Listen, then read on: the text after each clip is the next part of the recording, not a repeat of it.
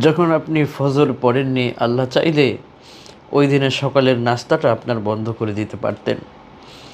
জোহরের নামাজ যখন আপনি পড়েননি, আল্লাহ চাইলে দুপুরের খাবার আপনার জন্য চিরকালের জন্য বন্ধ করে দিতে পারতেন। রাতে যখন আপনি এশা পড়েননি, আসর পড়েননি, মাগরিব পড়েননি, এশা পড়েননি, এশা না পড়েই খেয়ে দিয়ে ঘুমিয়ে পড়লেন, আল্লাহ চাইলে রাতের ঘুমটা হারাম করে দিতে পারতেন।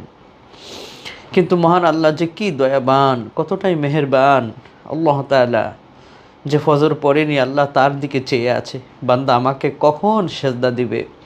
জোহরে গেলেন না, আল্লাহ অপেক্ষায় আছে, বান্দা কখন আমার দরবারে ফিরে আসবে। আসর গেলেন না, মাগরিবে গেলেন না, এশায় গেলেন না, তারপরের দিন ফজরে গেলেন না, তারপরের দিন জোহরে গেলেন না, তারপরের দিন আসরি মাগরিবে এশা পড়লেন না। সপ্তাহ পার হয়ে গেল, আল্লাহ কিন্তু আপনার থেকে রিজিক কেড়ে নেন নাই। আল্লাহ কিন্তু আপনাকে এখনও আগের মতোই রিজিক দিয়ে যাচ্ছেন। আল্লাহ কিন্তু আপনাকে এখনও আগের মতোই আপনাকে সুস্থ রেখেছেন। আল্লাহ কিন্তু আপনাকে এখনও আগের মতোই আপনাকে হাসি খুশি রেখেছেন।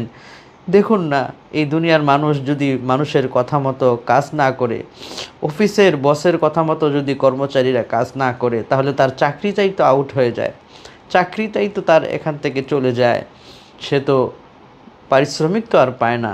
কিন্তু আল্লাহ তাআলার কাছে আমরা যে, আল্লাহ তাআলা যে কত দয়াবান, আমরা আল্লাহ তাআলার নিয়ামত খাচ্ছি, সূর্যের আলো নিচ্ছি, বিশুদ্ধ পানি পান করছি, অক্সিজেন নিয়ে বেঁচে আছি, সুস্থ আছি। আল্লাহ তাআলার এত কিছু পাওয়ার পরেও ফজরের সময় কিন্তু আমরা অনেকেই সেজদা দেই না, জোহর পড়ি না, আসর মাগরিব এশা এগুলো পড়ছি না। সবাইকে অনুরোধ করে বলবো, অন্তত একবারের জন্য পিছনের কথাগুলো একটু ভাবুন। ওই তাসের আড্ডায় যখন আপনি বসে আছেন, ওই তাসের আড্ডায় যখন আপনি গুনাহ করছেন, সেই সময় কিন্তু আল্লাহ আপনার দিকে চেয়ে আছে। আপনি যখন দরওয়াজা বন্ধ করে গুনাহ করছেন, আল্লাহ কিন্তু তখনও আপনার দিকে চেয়ে আছে।